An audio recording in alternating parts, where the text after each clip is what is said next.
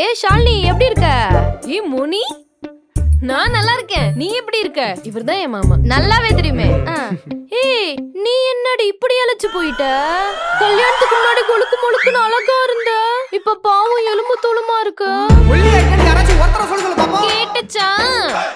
வேலைக்கு சாப்பிடுறியா இல்லையா? அதெல்லாம் நல்லா தாண்டி சாப்பிடுறேன். ரொம்ப நாள் கழிச்சு பாக்குறல்ல, அதான் உனக்கு இப்படி தோணுதுன்னு நினைக்கிறேன். சரி சொல்லு, உனக்கு என்ன வேணும்? போண்டோ 2 லிட்டர் ஈரி எடுத்துட்டு வரேன்.